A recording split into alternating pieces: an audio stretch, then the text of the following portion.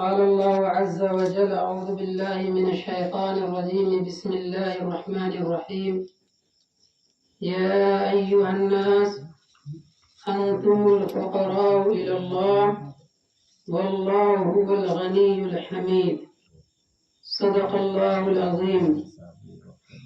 وقال رسول الله صلى الله عليه وسلم في حديث القدسي: قال الله تبارك وتعالى: كنت كنزا مخفيا فأريد أن أعرف فخلقت الخلق، أو كما قال علیہ الصلاۃ والسلام. حضرات سامعین، پردہ نشین باعزت میری ماں اور بہنیں، اللہ تبارک و تعالیٰ کا احسان ہے کہ ہم سب دین کی نسبت سے جمع ہوئے ہیں، اور خوش نصیبی کی بات یہ ہے کہ آج ہمارے اس گاؤں میں علاقے کے تمام علماء کرام تشریف لائے ہیں. اللہ ان اکابرین کی عمر میں برکت عطا فرمائے، صحت میں برکت عطا فرمائے، اور ان کے آنے کی برکت سے اس مسجد کی جو تعمیری کام بند ہے یا جو مسجد آباد نہیں ہے، انشاءاللہ ہم سب ارادہ کریں اور ہم سب تیار ہیں کہ آپ لوگوں کے مشورے سے جو کچھ بھی ہم لوگوں کو خدمت کرنی پڑے گی انشاءاللہ کریں گے. لیکن پہلے ارادہ کیجئے کہ محلے والے آپس میں مشورہ کریں کہ کس طریقے سے مسجد کا کام ہوگا اور کس طریقے سے مسجد کا نظام چلے گا. میرے بھائیو، یہ دنیا کچھ نہیں ہے. اللہ نے قرآن کریم میں فرمایا: یا ایھا الناس، اے لوگو، اگر آواز گھر تک پہنچ رہی ہے تو میری ماں اور بہنیں آپ بھی غور سے سنیے. یہ اللہ کا گھر ہے. اللہ کے گھر میں علاقے کے علماء آئے ہیں، اور علماء کے بارے میں اللہ کے رسول صلی اللہ علیہ وسلم نے فرمایا: العلماء ورثۃ الانبیاء، کہ علماء یہ انبیاء کے وارثین ہیں. جہاں جہاں قرآن کی تعلیم ہوگی، جس گھر میں قرآن کو عزت کی نگاہ سے دیکھی جائے گی، جس گھر میں قرآن پڑھنے پڑھانے والوں کو عزت کی نگاہ سے دیکھی جائے گی اور ان کے مشورے سے کام کیے جائیں گے، گھر بھی آباد ہوگا، خاندان بھی آباد ہوگا، نسلیں بھی آباد ہوگی، علاقہ بھی آباد ہوگا. جہاں ناقدری ہوگی، جہاں من چاہی زندگی گزاریں گے، شوہر اپنے من سے زندگی گزارے، بیوی اپنی مرضی کی زندگی گزارے، بچے اپنی مرضی کی زندگی گزارے، باپ اپنی مرضی کی زندگی گزارے، تو حالات آپ کے سامنے ہیں. ہم سب محتاج ہیں ایک اللہ کا.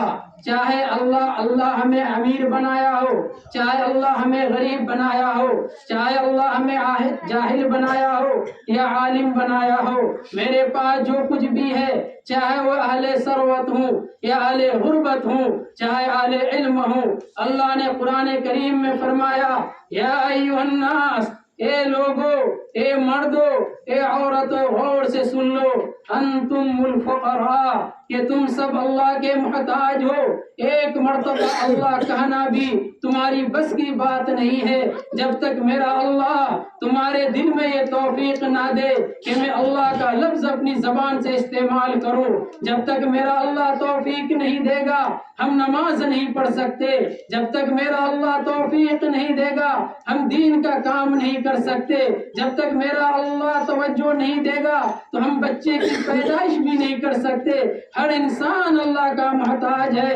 قرآن کریم میں اللہ نے فرمایا: یا ایھا الناس، اے لوگو، انتم الفقراء، تم سب اللہ کے محتاج ہو. چاہے زمیندار ہو، چاہے حسب والے ہوں، چاہے نسب والے ہوں، دنیا کی کسی بھی عہدے میں بیٹھے ہوئے ہو، تم سب کے سب اللہ کا محتاج ہو. واللہ هو الغنی الحمید، ایک ذات ہے جس کے قبضے میں آسمان ہے، جس کے قبضے میں زمین ہے، جس کے قبضے میں ساری کائنات ہے، جس کے قبضے میں ایک ایک سانس ہے، جس کے قبضے میں ہمارے بھی بچے ہیں، جس کے قبضے میں آپ کے بھی بچے ہیں، جس کے قبضے میں سورج ہے، جس کے قبضے میں چاند ہے، جس کے اشارے کے بغیر، جس کے حکم کے بغیر اس کائنات کا نظام نہیں چلتا ہے، اس اللہ کا سب کے سب محتاج ہو۔ قربان جائیے جناب محمد رسول اللہ صلی اللہ علیہ وسلم پر، آپ کے صحابہ کرام پر، تبع تابعین پر، پھر اس ملک میں رہنے والے ہمارے اکابرین پر، جنہوں نے محنت کر کے، مشقت کے ساتھ، تکلیفیں برداشت کر کے آج تک ہمارے سامنے یہ مشن، یہ تعلیمی پروگرام، یہ تمام چیزیں رکھا ہے کہ آج ہم اس اللہ کو مان رہے ہیں جس اللہ کے سامنے پورا نظام تہو بالا ہے۔ ایک مرتبہ اشارہ کر دے تو قیامت قائم ہو جائے گی۔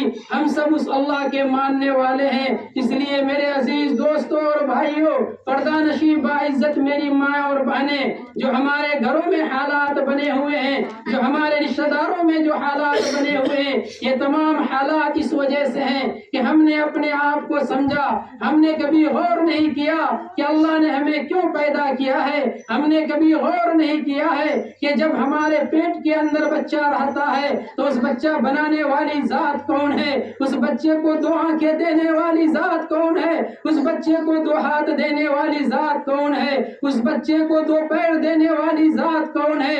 اس لیے پردہ نشین باعزت میری ماں اور بہنیں، اسلام نے آپ کو عزت دیا ہے، اسلام نے آپ کو وقار دیا ہے۔ آپ بھی اپنی زندگیوں کو بدلیے۔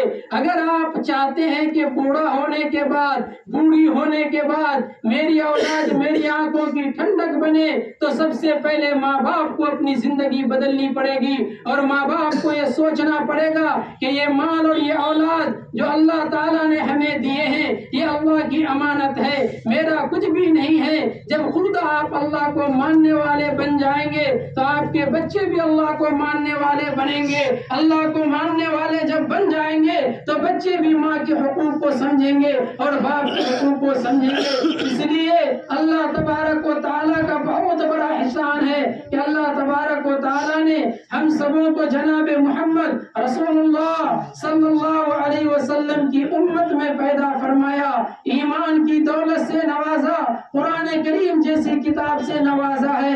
اس لیے میری ماں اور بہنیں، آج ان علماء کی آمد کی برکت سے آج سے ارادہ کر لیں کہ اپنے گھروں میں انشاءاللہ پاک صاف رہ کر کے نماز کی پابندی کرتے ہوئے ہم سب زندگی گزاریں گے۔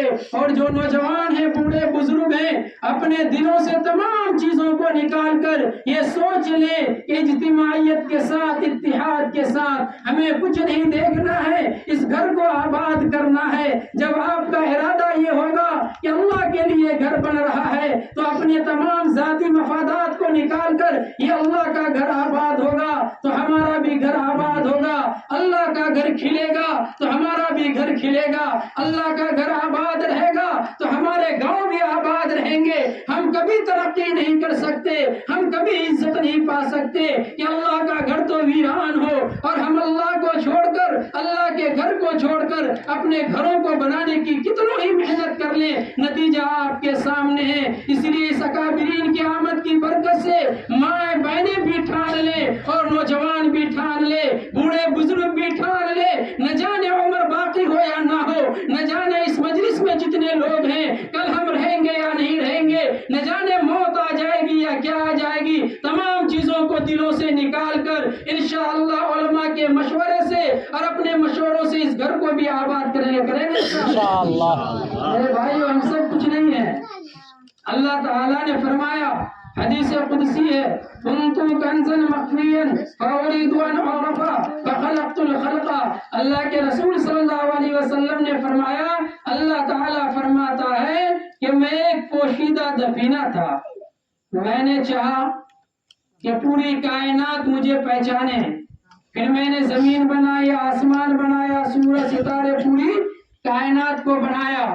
کائنات کو بنانے کے بعد پھر اللہ تبارک و تعالیٰ نے انسان کو پیدا کیا، اور انسان کو پیدا کرنے کے بعد ہم سب خوش نصیب ہیں کہ جناب محمد رسول اللہ صلی اللہ علیہ وسلم کی امتی میں پیدا ہوئے ہیں۔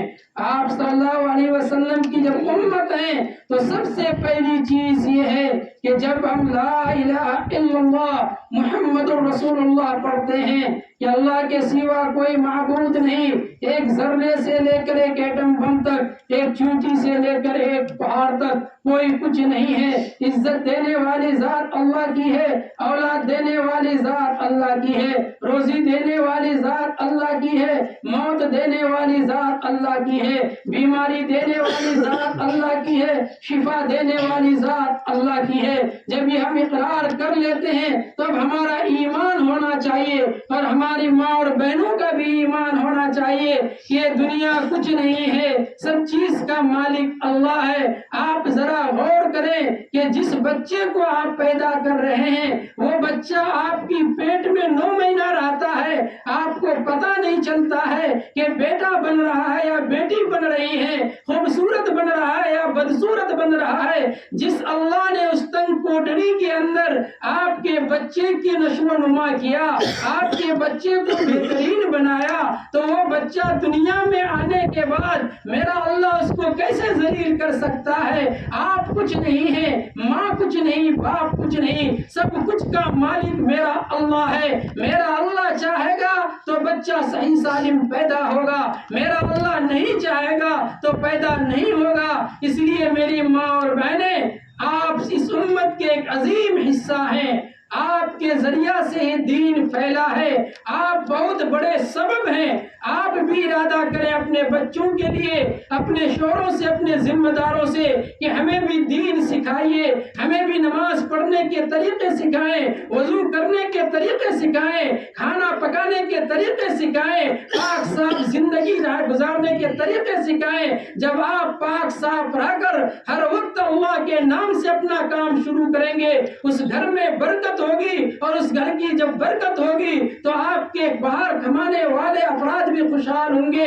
لیکن باہر کمانے والے کتنوں ہی محنت کر لیں، کتنوں ہی کوشش کر لیں، آپ کی زبان سے اللہ نہ نکلتا ہو، آپ کی زبان سے برکت صبر کے الفاظ نہ نکلتے ہوں، شکر کے الفاظ نہ نکلتے ہوں، ہیلے اور شکوے ہوتے ہوں، تو اس کا مطلب ہے آپ مسلمان تو ضرور ہیں، ایمان والی تو ضرور ہیں، لیکن میرا اللہ پر اتنا بھروسہ نہیں ہے، اتنا اعتماد نہیں ہے جتنا کہ ہونا چاہیے، جتنا ہونا چاہیے۔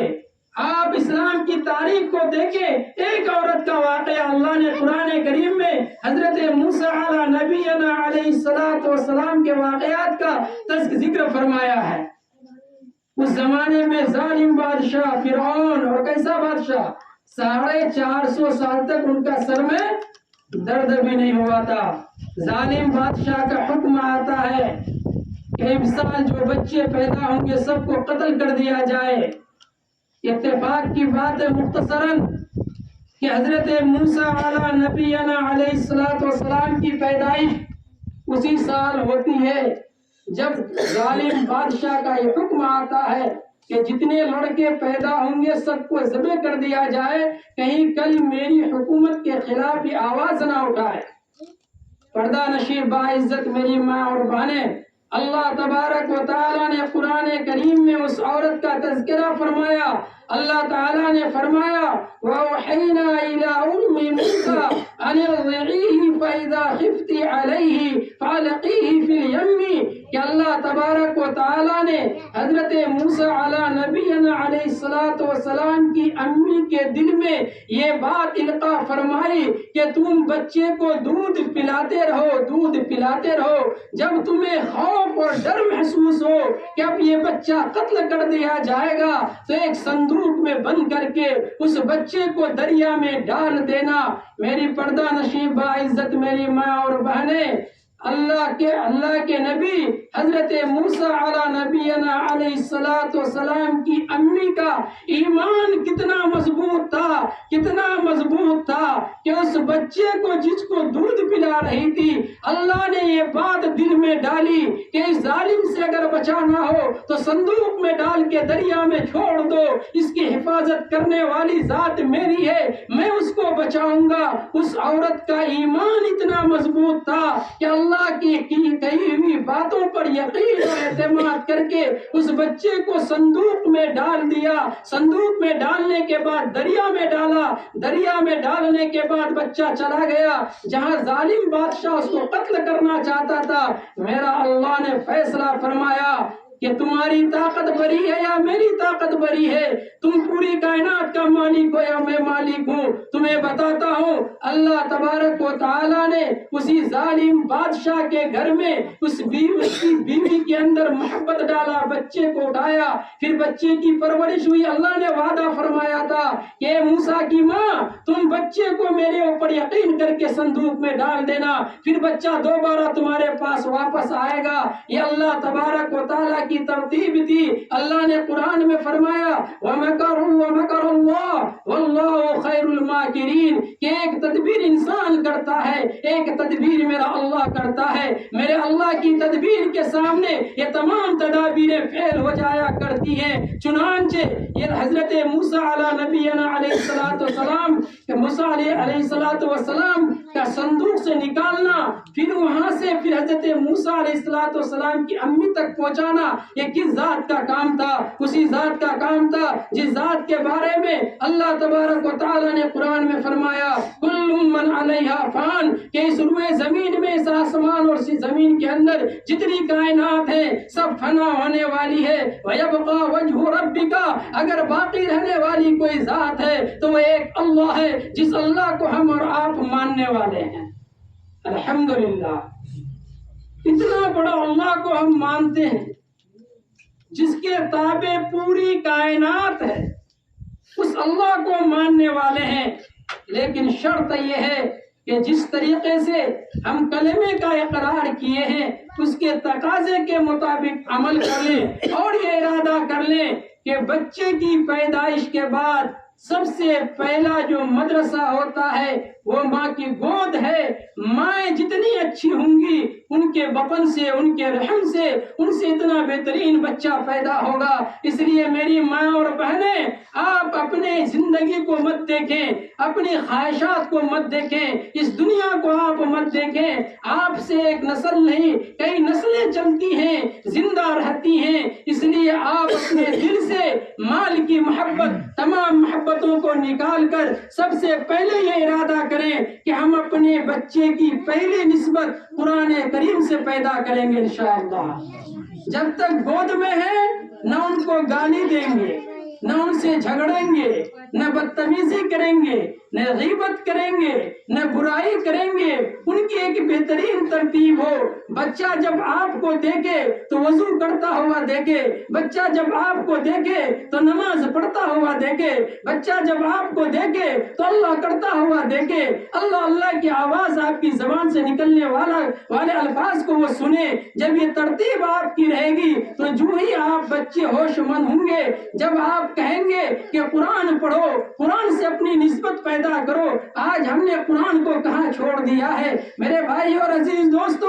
قرآن کسی کے مرنے کے بعد جب ہمیں ضرورت پڑتی ہے قرآن کھانے کی, کلمہ کھانے کی, جب دنیا سے رخصت ہو جاتا ہے تو 7ویں دن میں جو دن مناسب ہوتا ہے چند لوگوں کو بلاتے ہیں, قرآن کریم کی تلاوت کرا لیتے ہیں, ان کے نام سے بخش دیا کرتے ہیں. یا روح نکلنے میں تاخیر ہوتی ہے تو اس قرآن کو لے کر سورہ یاسین پڑھنا شروع کر دیتے ہیں. میری ماں اور بہنیں, آپ موبائل میں, آپ انٹرنیٹ میں, فحش فلموں میں, نہ جانے کیسی کیسی چیزوں میں الجھی ہوئی ہوتی ہیں, لیکن آپ کو کلمہ پڑھنے کا, قرآن پڑھنے کا شوق نہیں ہوتا. قرآن صرف موت کے لیے پڑھنے کے لیے نہیں آیا تھا. یہ قرآن ہمارے گھروں کی تمام چیزیں صاف ستھری نظر آئے گی. اگر نظر نہیں آئے گی تو وہ قرآن جو ایک تاکچے میں رکھا ہوا ہوگا, اللہ ایسا نہ کرے, اس میں کتنے جالے پڑے ہوئے ہوتے ہیں. مساجد کے اندر دیکھ لیں, قرآن کے اندر کتنے جالے پڑے ہوئے ہوتے ہیں. ہم آتے ہیں اللہ کے سامنے سجدہ کرتے ہیں. جس کتاب نے ہمیں ہدایت دی, جس کتاب نے ہمیں عزت دی, جس کتاب نے ہمیں احترام دیا, جس کتاب نے ہمیں مقام دیا, اس کتاب کو ہم چھوتے نہیں, دیکھتے نہیں. ہمارے نوجوان, ہمارے بوڑھے بزرگ, نوجوان کے جب نوجوان موبائل میں ملوث ہو گیا تو بوڑھے بزرگ بھی ان کے قریب آ کر کے ایک ہی موبائل میں 10 بزرگ نظر آتے ہیں. ایک نوجوان موبائل چلا رہے ہیں, کہاں چچا, کہاں بھتیجا, کہاں بڑا بھائی کہاں چھوٹا بھائی، کہاں ماما کہاں بھانجا، یہ رشتے میں بگاڑ کیوں آئے؟ جب نوجوان موبائل لے کے بیٹھتے ہیں، جن کو ان نوجوانوں کی تربیت کرنی چاہیے تھی، وہ بوڑھے بزرگ اس نوجوان کے قریب ہو کر کے ان کا بھی موبائل دیکھنا شروع کر دیتے ہیں۔ میرے بھائی اور عزیز دوستو، ہم سب اللہ کے محتاج ہیں، میری ماں اور بہنیں ہم سب اللہ کے محتاج ہیں۔ آپ بھی اپنی نسبت قرآن سے پیدا کریں، اپنے بچوں کی بھی نسبت قرآن سے پیدا کریں، اور قرآن پڑھنے والے قرآن کے درسگاہوں کی قدر کریں، عزت کریں۔ قرآن سے نسبت ہوگی، جب قرآن سے نسبت ہوتی ہے تو انسان دنیا کے اندر بھی عزت پاتا ہے اور آخرت میں بھی انشاءاللہ نجات پائے گا۔ دنیا میں بھی خاندان چمکے گا، آخرت میں بھی خاندان چمکے گا۔ اس قرآن کریم سے نسبت پیدا کریں، نسبت سے چیز کی قیمت بڑھتی ہے اور گھٹتی ہے۔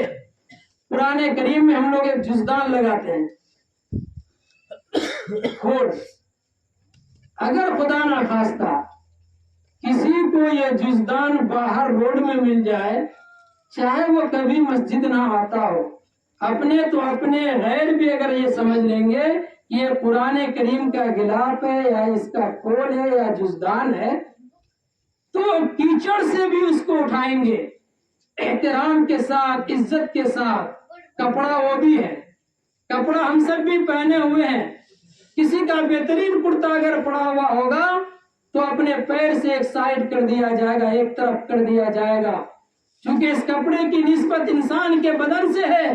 اس کپڑے کی نسبت جو جزدان کی شکل میں ہے وہ قرآن کریم سے ہے، اس لیے اس نسبت سے، قرآن کریم سے نسبت ہونے کی وجہ سے اللہ نے بندوں کے دلوں میں اس جزدان کی محبت پیدا کر دیا۔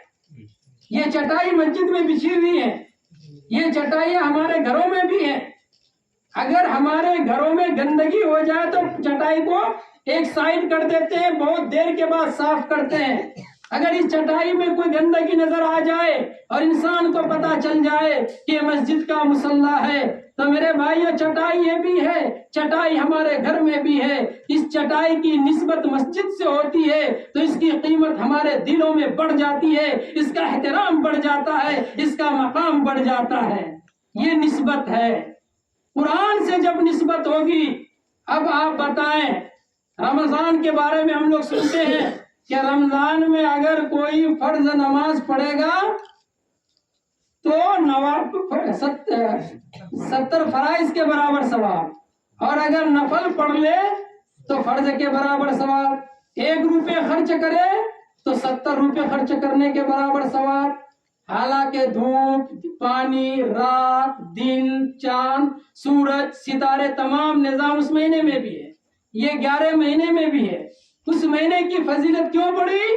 اللہ تبارک و تعالیٰ نے قرآن کریم میں فرمایا اس لیے کہ یہ وہ مہینہ ہے، اس مہینے کے اندر ہم نے قرآن کریم کو نازل کیا ہے۔ قرآن کریم سے اس مہینے کی نسبت ہے، جس کی وجہ سے اللہ تبارک و تعالیٰ نے اس مہینے کے ثواب کے اندر اضافہ فرما دیا۔ تو میرے بھائی اور عزیز دوستو، جس کے ہاں قرآن، جس علاقے میں قرآن پڑھنے کی جگہ یا قرآنی مکاتب ہوں گے، مدارس ہوں گے، تو اس علاقے کو کوئی ذلیل اور رسوا نہیں کر سکتا۔ شرط یہ ہے کہ ہم اپنے آپ کو بدل لیں، اپنے دلوں میں علماء کا احترام پیدا کریں۔ ان علماء کرام کا احسان ہے کہ انہوں نے اپنی قربانیاں دے کر کے آج تک اس ملک میں ہماری دین کی حفاظت کیے ہیں۔ اللہ سے دعا کریں کہ پورے ملک کے علماء کی اللہ حفاظت فرمائے، اور تا قیامت تک اس ملک میں جس طریقے سے دین کا نظام چلتے رہے، جو اس کے خلاف ہوں اللہ ان کی سازشوں کو برباد اور بیکار کرے۔ یہ میرا اللہ کب سنے گا؟ یہ میرا اللہ اس وقت سنے گا جب ہم سب محتاج ہو کر کے اپنے دلوں سے تمام قدرت کو نکال کر کے، حسد کو، کینے کو، بغض کو، مرد بھی عورت بھی، تمام چیزوں کو نکال کر یہ سمجھ لیں کہ ہم ایک اللہ کے بندے ہیں، ہم ایک اللہ کی بندی ہیں، اللہ کا بن کے زندگی گزاریں گے، چاہے زندگی امیری کی ہو، چاہے زندگی غریبی کی ہو، چاہے زندگی پریشانی کی ہو، چاہے زندگی خوشحالی کی ہو، ہم کسی کو نقصان نہیں پہنچائیں گے، کیونکہ ہم اللہ سے دعا کریں گے اللہ ہمیں بھی ٹھیک رکھے، ہمارے علاقے والوں کو بھی ٹھیک رکھے۔ یہ جذبہ، یہ پرہن، یہ فکر اپنے دلوں میں لیں گے تو انشاءاللہ نظام بدلے گا، حالات بدلیں گے، ہمارے بچوں کے بھی حالات بدلیں گے۔ لیکن شرط یہ ہے کہ ہم نے جو زندگی گزاری ہے، اب ہمیں فکر کرنی ہے اپنی آنے والی نسلوں کی، اپنی اولاد کی، آنے والی نسلوں کی، کہ ان کے اندر دین اور ایمان کس طریقے سے محفوظ رکھ سکتے ہیں۔ کریں گے انشاءاللہ، آج سے ارادہ کریں کہ اجتماعیت کے ساتھ، مشورے کے ساتھ، ہمارے اکابرین کی آمد کی برکت سے کوئی ایک راستہ نکلے، اس مسجد کی تعمیر بھی ہو جو ادھورا کام ہے، اور جو کچھ پریشانیاں ہوں ان